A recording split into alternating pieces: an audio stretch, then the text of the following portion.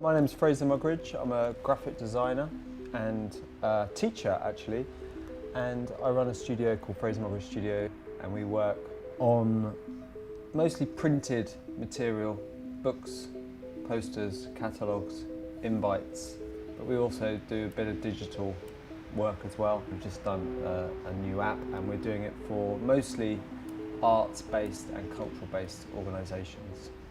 For some strange reason, I always wanted to be a graphic designer. My mum asked me if I wanted to do some kind of extra learning, you know, whether it's like join a football club or do some ballet, and I said I wanted to learn calligraphy.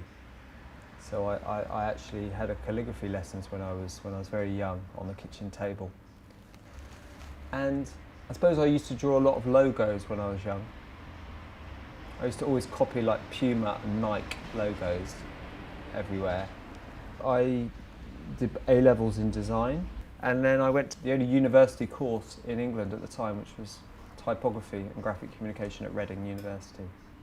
I think each project is a sort of special, unique journey that you go on. I suppose in some of the recent ones we did all the work with Jeremy Deller for the British Pavilion at the Venice Biennale. That was a great process because I suppose his work often relies on graphic design for its message.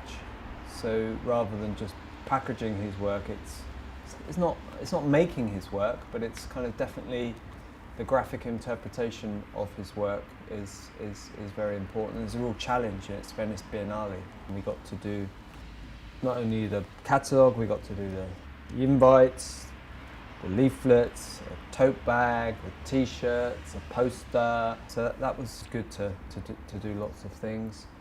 This is a good one. This is one of my first ever catalogues, art catalogue. George Shaw, painter. I did this over 10 years ago.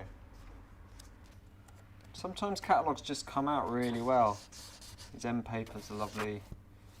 It's bound a bit like an annual. I always like putting something funny on the back of a cover, like the back door, front and then back. I suppose it's about really understanding what the point of the publication is. You need to think about what's the audience, what's it for, what's the work, how can you interpret it visually,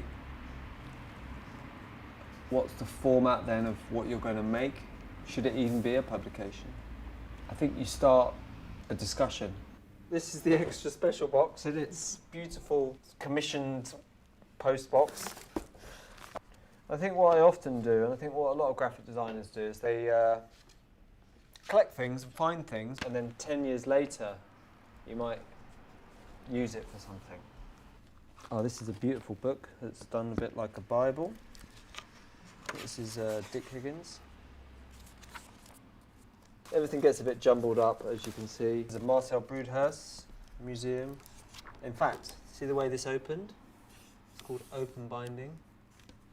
Look at the way this opens. It's called open binding.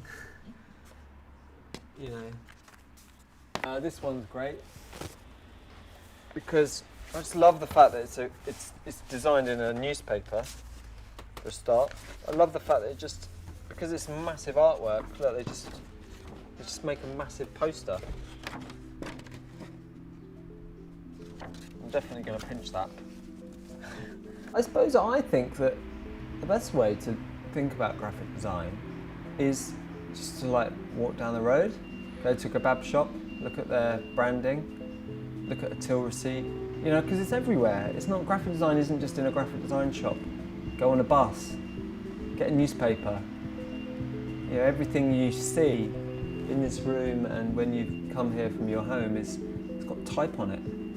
It's got images on it, and the combination of those two. So I often get a lot of inspiration from, it can be from anything. It's definitely not specifically, oh, you have to go to an art shop to look at art. It's like art, isn't it? Art isn't just in an art gallery.